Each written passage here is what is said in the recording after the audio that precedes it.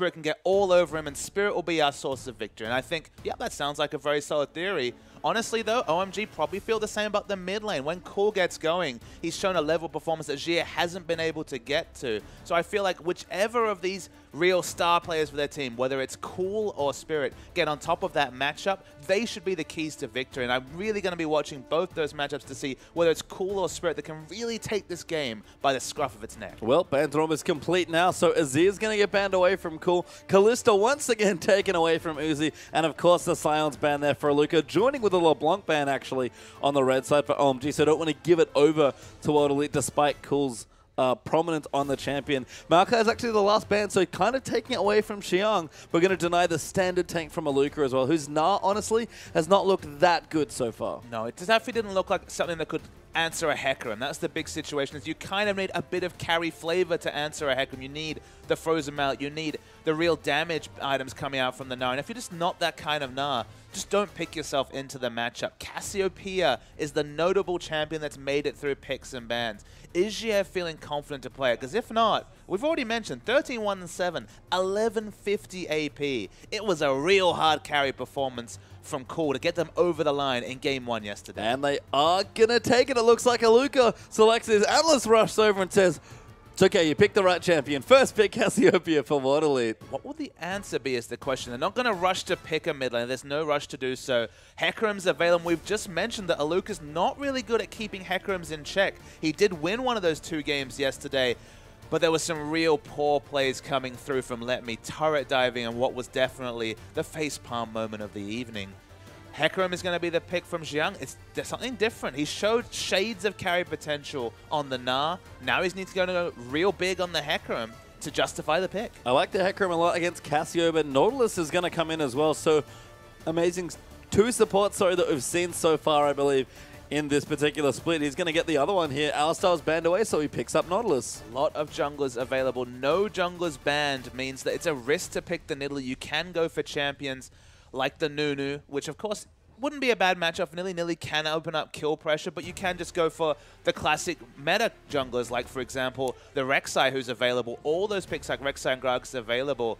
I'd like to see the Nidalee, but this early in the rotation, I don't think it's a viable choice for Spirit. I agree. I think it's a bit too dangerous. So just take your top laner here. You've already seen OMG, so you want to, I guess, hide your bottom lane's not the worst strategy. It will be Rek'Sai now the picks for World Elite, and Aluka, once again, he's been in this matchup a couple of times, has not impressed us just yet, but has opportunities to do so now. And look, if you just look on the pure results, he was up 40 CS in Game 1. He won the lane. I think it was more from Lupa's misplays, but maybe he can show that I was wrong. Maybe he can really make me a believer here, Aluka. It took me a long time to warm up to the Scion, and then by the time IEM came around, it was world-renowned. So if he can make Gnar his own, at least that's another string for Aluka, who's maybe unfairly pigeonholed as just a tank role player. Yeah, Aluka certainly seems like a slow burner as far as champion mastery goes, but again, as you said with the Scion, when he does get going, he looks great. But OMG have made their next few picks. Uzi is back on Sivir duty once again. Surprise everyone. He's going to play Sivir again, and Shui is going to take the Gragas for the jungle. After we saw a brilliant showing of Sivir Hecarim, we get to see it again. Doesn't have the Sejuani for the guaranteed backline dive. Gragas a little bit more situation depending on how the explosive cast comes out. But definitely the plan is clear. Get on top of that Cassiopeia and delete her. Maybe even just stack armor and try and DPS down the Cassio instantly. Oh, I actually saw the Morgana for a second, but Conan switches it up to Thresh. Mystic's going to take Lucian, so an aggressive bottom lane, and I think our standard response now to Sivir has been Lucian, but I like the Morgana there. I think you already see what OMG are trying to do is amazing flashes of fizz. This is a very classic cool champion. Korn played this yesterday against Yu's Cassiopeia and completely smashed the Cassio. Any of the assassins is fine. Rookie's already played a huge performance on the Ahri. Cool is the queen of Ahri. He's a wonderful Ahri player. It'd be great to see it back, but Cool on either the Ahri or the Fizz would have been fine, and it's going to be the Ahri. It's back. The fans probably celebrating right now in the stands because Cool's Ahri, it's been a while since we've seen it, but in spring he was drawing constant bans for this champion. You have to think that even if he's a little bit rusty, it will not take him very long to warm back up to one of his favorite champions. In the Cinderhulk meta, it hasn't proved to be an auto pick or an ideal pick for the Ahri, but it's against only one Cinderhulk here, a little bit less health stacking, especially if this Gnar wants to pressure the Hecarim. theoretically you have to go a bit more the damage route, maybe a little bit less resist, maybe a little bit more squishy. The more viable targets there is to 100 to 0 for the Ahri, the better. Yeah, we'll go through our matchups now. So Aluka back into the Na Hecarim matchup up against Xiang. Be curious to see how Xiang can get going on the Hecarim, if at all. Spirit on the Rek'Sai versus Shue's Greg. It's a very standard jungle matchup there as well. But the exciting one has to be in the mid. She has Cassio versus Coolzari. High pressure ganking junglers to a pick mid laner and a very high DPS mid laner. Should be a lot of fireworks around mid, and both those featured matchups, whether Cool or whether Spirit can get going, featured there. Yeah, and Conan amazing and round things out with some hook champions there as Thresh versus Nautilus. Bottom lane could be explosive as well. There are a lot of things that could happen here in this particular game, and very excited to get into our first one. I mean, WE versus OMG is the two most popular teams in China. It's a really big rivalry. World Elite, slow burners, but at least getting a win on the board. Can this finally be their big gambit? Can they finally show that they are a top team in waiting? Well, I guess we're going to find out relatively soon here between these two teams, and you know what? Let's find out right now. We're about to get straight onto the Rift.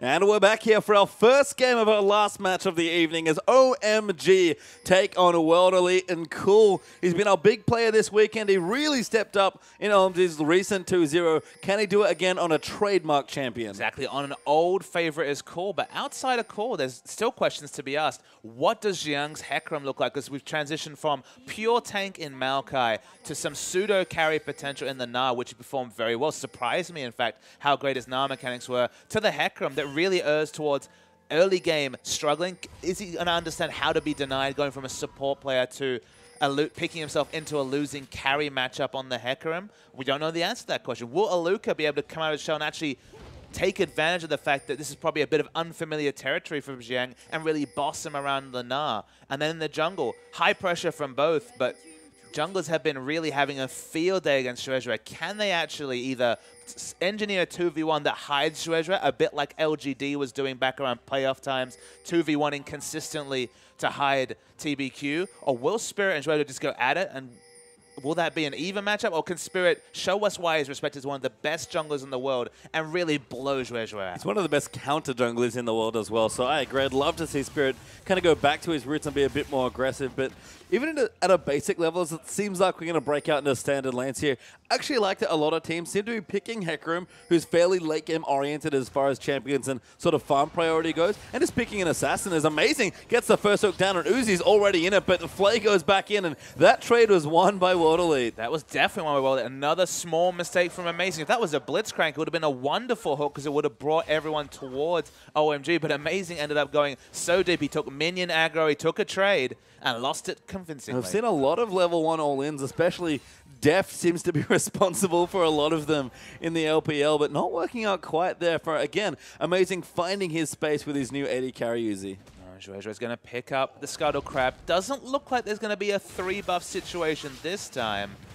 And that's just been all too common when Shueisha has been playing. It has. I mean, I think it was 2 out of 2 games, despite the victories for OMG when they played up against RNG that it happened. But level 2 is dinged pretty early for both of the bottom laners here. And Shueisha is actually going to invade Spirit here. That is very, very manly. But Spirit not going to get his Raptor denied, just pulls it away and going to wait for his smite. In fact, it's going to be a smite off here. Good vision there going down. Who's going to get the Raptor? It's fairly important. First smite goes in. Spirit's going to take it away. Those level 3 to level 2. Cassiopeia is that time for him, and Shui far too much. Cool. Oh. Massive flash by Shea of the Charm, and he very well-deservedly collects first blood. And it feels like Shueisha overcorrected. He was too passive yesterday, went to invade in what is a very even matchup, didn't even call in Cool to react first, and he was punished. Yeah, Spirit's in the bottom side as well. Uzi, I think, might have fancied a 1v2 there, but Amazing spots the jungler coming down and prevents the gank from coming in, but Shea loses his flash but gains the kill. He'll take the trade, and he's already ahead of Cool in this matchup. Now we're trying to see if there's going to be a hook. Hook lands. Lands onto Amazing. Heal used by Uzi. Mystic going to be the target. Gets ignited down, but Uzi doesn't have enough damage. Conan going to try and line something else up. Uzi turns around for a few more autos. Hook lands onto Conan. Good boomerang blade. That's going to force the heal. Mystic flashing down, but Amazing just manages to live. Uzi's going to hold on to that flash, but Amazing just barely gets away. He lived on 7 HP, Pastry Time. That is by the skin of your teeth and then some. Again, The new members of this team, the communication's not there around the mid lane when we saw the first blood came through. If Cool was calling him to do that and was going to come in first, remember it's on World Elite side of the jungle, so Xia has a much more direct path. Absolutely go for it, but in this lane matchup, it's not like Cassiopeia is at the whim of Ahri. Where the lane was as well, it wasn't pushing into the turret.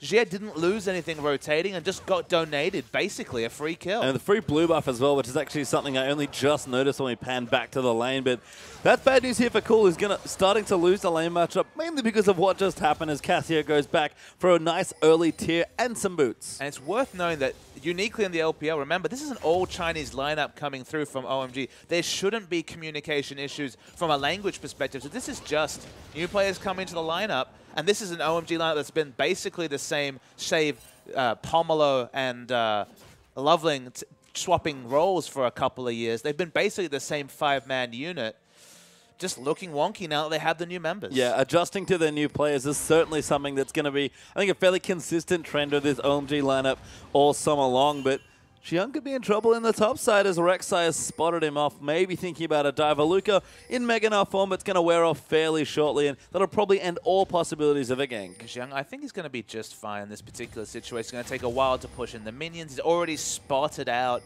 the Rek'Sai, so even though the gank is very, very strong, there's no Gnar ultimate available either. If the Gnar is available, if Aluka pings 6, maybe there's kill potential, but Spirit's really camping this hard. Yeah, he's almost level 5, his Spirit, but he's waited quite a while to try and get it down there. Wave eventually pushes back to Xiang, and he's going to collect more CS, and he's keeping it nice and even. I think any difference of about 10 or less is good news for Hecarim in this lane. I think that's a fair number. Oh, Spirit charging in there. Gets the knock-up, forcing the flash, actually. But a very nice charm from Cool, and the flash prevents him from going down. It was still poor from Cool. He actually had vision of Rek'Sai coming down the jungle, so should have known that he was under significant risk of a gank. Now has flash down when that was really unnecessary. Did he have vision? I can't quite see the ward that he might have had there was vision up top side okay. as Rek'Sai was camping in the top and then moved towards the enemy jungle. So at best, Rek'Sai was taking one of the camps. At worst, ganking his lane. Yeah, and that's what happened. So Cool does lose his flash as a result, but now level 6 will feel relatively safe in the lane, you have to think. Actually went back as a blasting one now, so going to get some early pushing power and AP. We see this a lot when Pawn plays Cassidy, and it's kind of the same story here for Ahri.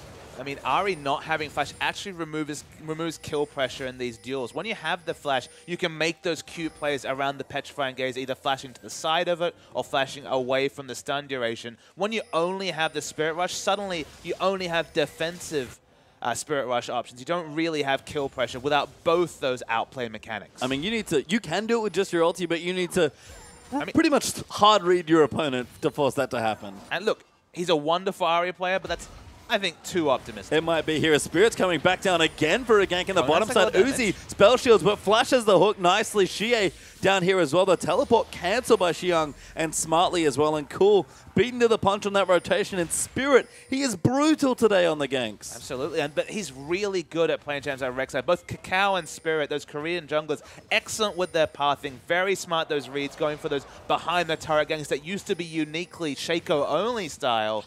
Now looking excellent on the Rek'Sai. And blue buff here, not going to be contested, so Cool will pick that up for himself. I imagine Xia will do the same. Shui got blue.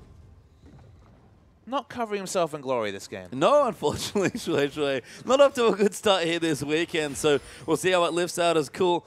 Gonna actually have problems now. We saw what happened when Cassio had blue buff in the matchup. It's fairly important for both mid laners. I'm gonna hope for Shueishue's case that it was Gromp that stole it, because of course Cinderhulk not completed and can't steal it anyway, but just awkward interaction regardless. And now Xia with blue, after already being donated the first blue from Shueishue, has the blue buff advantage in lane as well. Not a lot of blues going on there, unfortunately for Cool, as Mystic just going to miss the hook there as he takes the Lantern away. Nice pressure from Amazing, but OMG's bottom lane struggling a little, I guess, mainly from all the pressure that Spirit's applying. And I agree with you on players like Kakao and Spirit on the Rek'Sai. We saw this yesterday. Spirit was so aggressive trying to gank lanes, but he never overdid it. He just came down, burned some summoners, apply some pressure, and then go straight back to farming his jungle. He's still ahead of Shui as far as farm goes. We see a lot of Rek'Sai, and not every Rek'Sai plays like this. Burst trade coming on to Conan. Yeah, they're actually going in pretty all in here. Uzi pops his ulti. They want Conan. They are going to get it. There's no teleports for the top lane. Is Mystic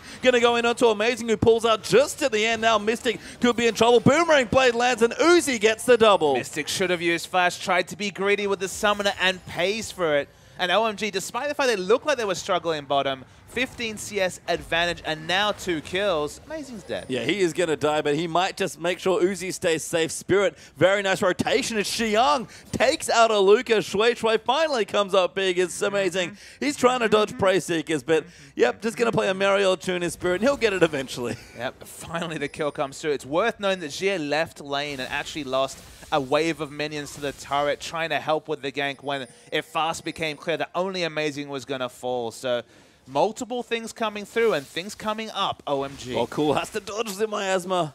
Just gets around it, actually misses the charm, but that is going to give Scuttlecrab over to World Elite by the looks of things. And Dragon with Xiang on the top side and Shui last seen there as well. Aluka did die from the dive. That does give Hecarim a nice little lead, but World Elite might look to continue pressure on the bottom side of the map. A 16 CS advantage and now Turret in a lane that he's always going to outscale the Nut unless some big damage purchases come up. And spoilers, Barmy Cinders mean probably not going to be those big damage purchases. Probably going to be a lot the same. We saw the replay. Just a very prototypical Turret dive. Things are going to get better and better for Xiang in that top lane. They are, and that was our question. How well can he do on the Hecarim? Seemed to hold his own fine in the lane. Shui actually a nice gank there. Keeps him safe as Spirit dives in. Lantern over the top, though. And just, again, a bit of pressure from Spirit, not overdoing it. The Death Sentence going wide stopped any kill pressure. That's why the defensive Lantern came through. They just lost the kill pressure without Thresh also joining him over the wall. And Dragon actually attempted now by Spirit, I believe. He's sitting on top of the buff, trying to solo it out. Level 7 means that he can kind of do whatever he wants on the Rex. So he's actually completed his Cinderhawk as well and joined in that Stalker's Blade to get access to the Chilling Smite. So everything's just fine for now. Amazing again wants to 2v2 with Uzi, and they're getting good damage down, but Spirit eventually is going to wear down the Dragon. Jojo's making another little mistake. They knew Rek'Sai was in the area. He pathed everywhere but checking the Dragon and ends up being a free Dragon when, if contested, would have been able to do something. Aluka doesn't have a turret to run to, but with the bounce, he finds his inner turret. Minion Wave actually very nicely positioned as it comes back up the lane to make sure Aluka gets a safety. Xiang, though, with the turret gone, pressuring this Nara and already starting to really stick it to him in the lane. If he'd had ultimate, that was probably a kill for Hecarim. It probably would have. This time, it looks like OMG are going to be the first to react bottom. There is a defensive ward, but they do have explosive cast. Ultimate is popped, though. Mystic gets depth charge and hit into the wall by the Gragas explosive cast. Going to get chased down and take a ton of damage from the red buff Gragas. They continue to the dive as Aluka's dive down as well, but Spirit now is the next one to come through. And Xiang, he's got his ulti. They're going to keep diving in. Gragas gets a double, goes in. Massive ulti on the Spirit means Siv's going to get the next kill. Cool's diving in under the turret. Thresh is dead, so Uzi gets the double. And Xie finds the ulti only onto Shui. Going to dive again as OMG get an ace under a turret. A perfect ace under turret. It's old OMG reincarnated with a new lineup. Lovely play to pick up an ace. So hard to execute. No one dies. The kill scores, especially Uzi. Something about this Sivir really lines up. 5-0-2. I mean, you can sort of see there, just popping the ulti and having everybody charge through. It's, you know, Sivir Hecarim we've highlighted as being a great combo.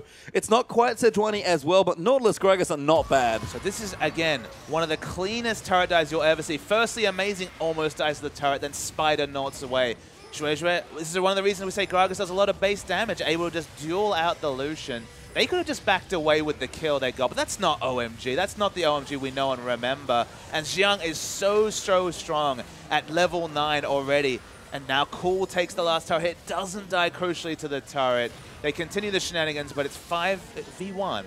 And a big team fight win for OMG. And it seems like we discover what OMG have been training with this new lineup the whole time. We might have had some missteps here and there from players, as Cool will also get the blue buff. As Amazing even might look for Spirit. Spirit knows he's there. Cool pops down a ward, but hasn't quite seen the Rek'Sai yet. And Amazing face checks a brush, but with his jungler there, as double wards come down as well. They'll collapse the tunnel and keep Spirit away from the mid lane. There's a reason why there was a famous meme around Season 3 World Championships involving Chinese client not having any turrets on it. They were always the masters of the turret dive, and even though a lot of the members change, with just a couple left, or just a one actually in Cool, they still pull off some very nice turret dives. And to clarify, you know, that's now a product of Chinese League of Legends in general. Clearlev especially has impressed me all year long with his turret dives. But OMG, they were the trendsetters as far as that metagame went. And looking to be back to old form here with, again, some new players. Is Blue Buff even going to get stolen there? Shui picks it up. Look, I agree with you. There's a lot of turret dives in the Chinese LPL and across competitive scenes now. A lot of teams have picked up that play. But there's the difference between 3 people diving 1 or 3 people diving 2 and literally acing a team under turret at 12 minutes. The freight train might be back, Boba Smith. They even have the Hecarim ult just to make it happen. And who better to conduct the freight train than Sivir herself? That's just rude to conduct a freight train against Aluka. Why does that man never get on the train? Look, if they pick Sivir, maybe he would be able to at least relive some of the happy experiences with Sion. But we've talked about the Sivir win rate. Uzi, no slouch on the champion. It's not quite a hyper carry, but the way Uzi plays it, still the same old aggressive AD carry player. And you're right about the movement speed. Just the thing about the movement speed in the early game, it's 1 less turret shot because you're able to open up that much more distance. Xiang is being found out, but look at the level. He's 1v2 with level 11, ults away to safety. Pretty low cooldown with rank 2 ulti as well. And Spirit, who was applying good pressure early but couldn't convert, struggling to keep these teams ahead as Uzi's just going to take his red buff. Exactly, just walks into red buff and just takes it. There's 3 members there. Easy steal. He's equal in levels. It feels like he's under level because of level 11. That ulti was sick. Spirit goes down. The Xie's going to be the next one. Petrifying Gaze is cool. Waits for his cooldowns and another turret dive. Gives OMG 2 kills. Amazing. Is going to go down to Mystic as a nice hook from Conan secures it. But 2 for 1 and a tower. OMG still diving. Finally, someone's punished for turret diving on OMG, but unfortunately for World Elite, 7 kills were already the product of turret dives.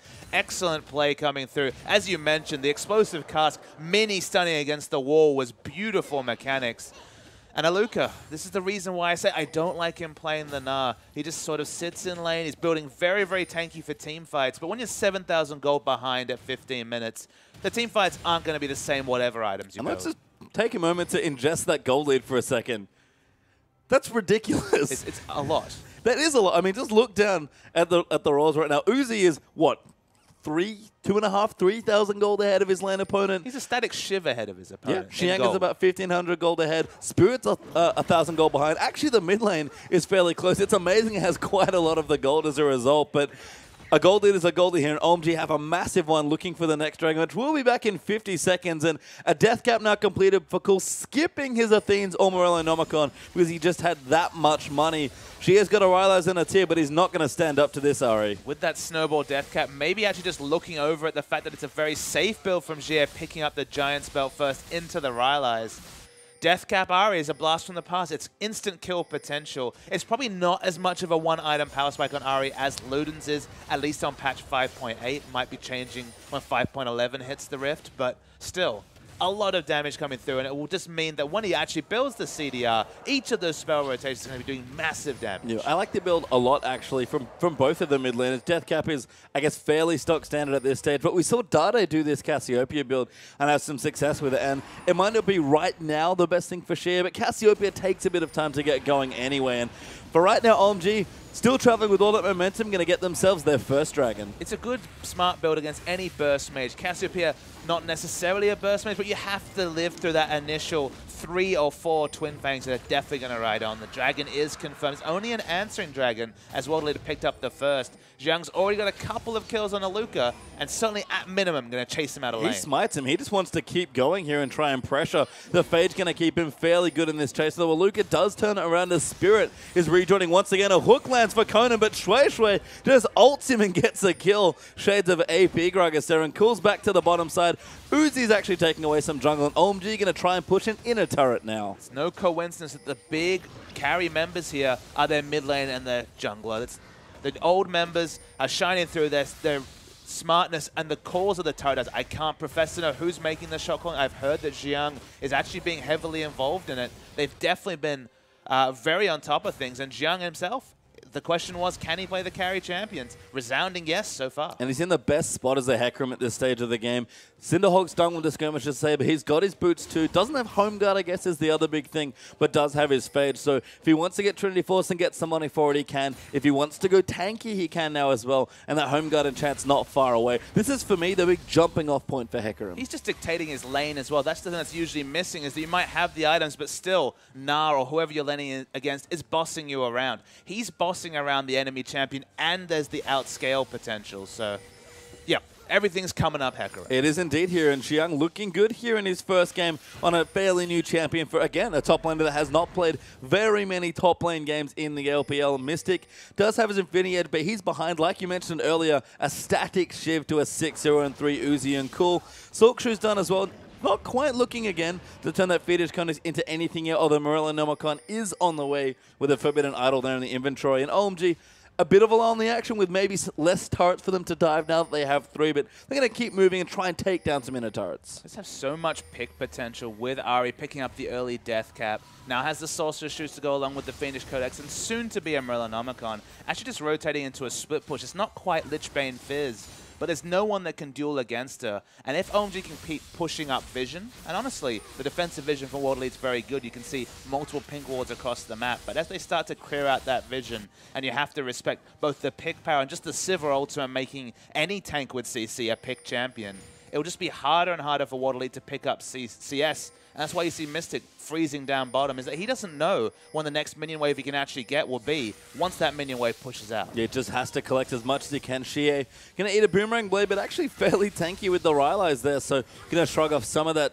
spell damage there from Uzi, who's just going to take the Wolves away and say, cool, Olsen, Xie, ulti hits him, but he flashes out. Box now down. Amazing's going to die there to Mystic, and OMG going to charge back in. Aluka takes an absurd amount of damage there from Cool and Xiang. He's not even here yet. But that was still very well baited. Conan was standing over the ridge, ready for any semblance of a turret dive. Nowhere for Xiang to react because there wasn't a ward, a OMG ward in the area to look for any sort of flank. But the result is a kill, and still they're going to lose turret damage. Yeah, they open up enough space, and this turret's dead now as OMG will take their first tier 2 turret of this game. And well played by both supports, honestly. A nice setup there from Amazing. They almost had Xie cool charged in there with the Spirit Rush and tried to get a charm down, but he flashed and barriered out in time. Well played by Conan to keep it just to the minimum here, but World Elite still losing territory in this game. And that's the thing. The operative word is almost, because if you get a pick and lose an objective, you're a long way behind. The Gold League will confirm that to any of the viewers, but yeah, they can't even stop the bleeding with a kill, and that's why, unfortunately, World Elite, unless they get a miracle, are very, very far behind in this game. They're so far behind. They're almost 10,000 gold behind in this game already. And it's 21.5 minutes, Papa Smithy. Cool just went back and finished his Morellonomicon. Xiang's going for the Trinity Force, and I don't blame him at this stage. Got his Sheen in his pocket now as well. Gragas is getting tanky. Even the support's building in towards the Mikhails. Everything's going right, and World Elite is struggling, and Xie gets caught out. Xiang just ultis. The freight train is back. Ultis used everywhere, 1 kill, that's the OMG we know and love. And they didn't even need to use those ultis. Cole's just like, I need to again pump up my KDA. It was a 13.5 KDA yesterday between the 13-1-7 and 8-1-9 Orianna games. 2-0-6, probably too many assists there for Cole's liking. But that pick, especially onto the only member doing respectably on the side of Xie. Okay, apologies to Mystic doing fine himself, but with so much of the damage gone, should be an unanswered Baron. And Baron does go down. Uzi pops the ulti. OMG gonna pile up the freight train once again. No picks, just a ward actually there instead. But Uzi will aggressively take it away. And you know what, Papa Smithy? In 2013, when OMG actually coined the phrase freight train, it wasn't always about getting the kills or getting big team fights. It was just about using the ultis, getting a pick, and sending a message. So back in those days, it was Thresh, Graves, and Hecarim. You can sub out Graves for Sivir. I don't think that's fine on this particular patch. When you've got those 3 items, you're basically hitting people with buckshots with your Boomerang Blade. The Hecarim's still there.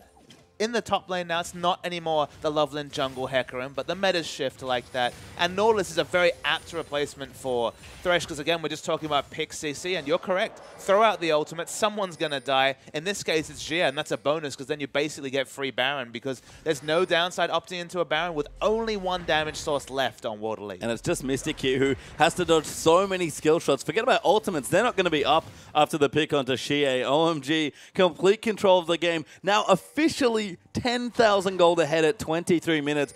Dragons back up in 10 seconds, and World Elite, they're going to have to buckle up and prepare for a storm. They have a long hill to climb if they're going to get themselves back into this game. And honestly, I mean, a surrender is something they could consider in this case. It's not like you look at your comp and think, all right, we got the outscale, boys. They don't really even have that. Cassiopeia, I guess, theoretically could hit 6 items, 1150 AP, but there's just so many different types of pick threat onto her that I think you're going to have to go so defensive in the build that those sort of numbers aren't realistic. Remember, we did see Dade play a similar build, but he wasn't pushing 1000 AP whereas Cool was, because he gave up on items like Giant Spell and went full aggression in the build.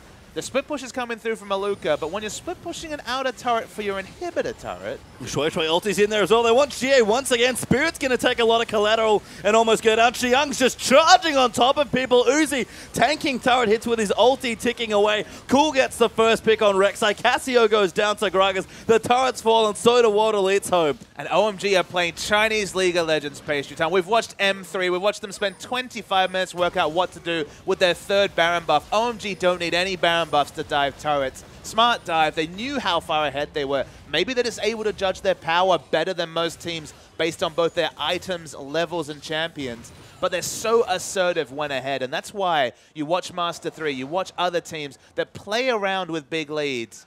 And teams like OMG, they don't get them as often as some of these other teams, especially in recent weeks. But when they do, they blow out games. Yeah, and they're looking like, again, classic OMG with trying to fit these new members in. I don't blame them, honestly. It's a pretty good strat to be like, well, this is what we did when we started winning in China, so let's just go back to basics. And it's looked great here for OMG. They're going to get a second dragon here as well on World Elite.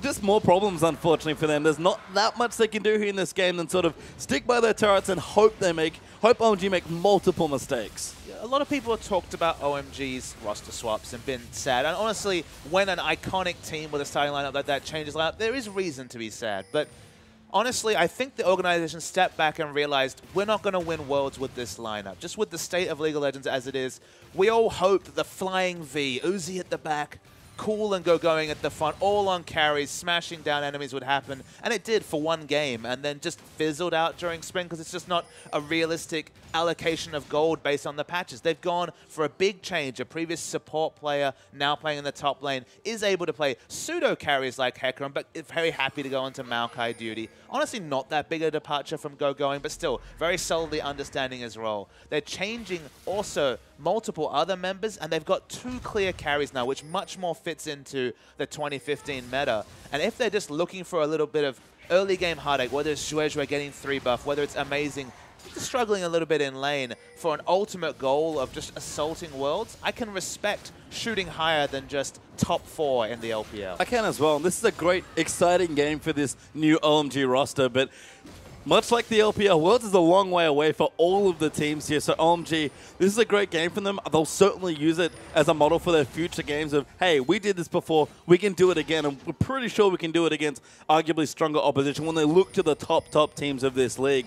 It's a great start for them. They're going to need a bit more, but this game has just been, in a weird way, a throwback to classic OMG, and it's just so much fun to watch. But not a lot of teams, even like in top versus bottom matchups, can play like this so assertively, understand their risk, push their limits. It's not a flat track bully situation where it's the best team against the worst team. This World Elite lineup might be struggling this season, but certainly should be in playoff contention. It's just understanding how to win when you're ahead that teams like Master 3 are shouting out for. And here comes another Amazing dive. goes in, the dive under the turret. That's a dead Lucian as Mystic's already dead. She is going to go down as well fairly soon as Xiang will actually pick up the kill. Great spell shield from Uzi, keeps Conan took away. Spirit is getting chased in, and OMG running into the fountain. Uzi, oh, he gets flayed back in and taken out by the laser. But he's an easy casualty here for OMG to give up because World Elite's base, it's dead. Even Xiang is powering down these structures with the Trinity Force, every POC bursting champions and structures alike. They're taking their time, hoping they get some more exit kills. Cool, really wishing he could flip his assists and kills. But a very comfortable win for OMG. Shades of 2014 and 2013, which given their stranglehold on the scene, especially 2013, that's good times for OMG. It is indeed, and a great first game there is Cool. Cracks a smile. Spirit looking bemused, I have to say. He's certainly not happy, but I don't think he's quite sad either. It's been tough for Spirit. It's been a tough year, to be honest. He finally cracks a smile. He wants to big his team back up, but I don't blame Spirit. He's tired of losing, and Uzi, he seems to be always happy this day. He's like, yes, another successful Civic game. And I almost feel like OMG is going down a similar track as CJ Blaze did previously. They're always giving up a kill or 3 buffs or just ruining themselves in the early game and winning anyway. It's never a factor in the late game. I don't know who to credit for that. Maybe veteran shot calling, maybe just having 2 excellent hyper carry players, but Cool comes back onto the Ahri. Looks like he's never left the champion. Still very solid in that role. And Uzi on Sivir. He's never left the Sivir. Trust me. He wants to, I'm sure. I know that it's eating away inside. He hasn't rage locked in Vayne yet, so obviously he's happy to be winning. He's been smiling a lot, honestly. Uzi's attitude, at least from what we can see just from a couple camera shots, looks good. And you know what? So does OMG's play. Fantastic first game here against World Lead, but don't go too far away. Game number 2 is coming right up.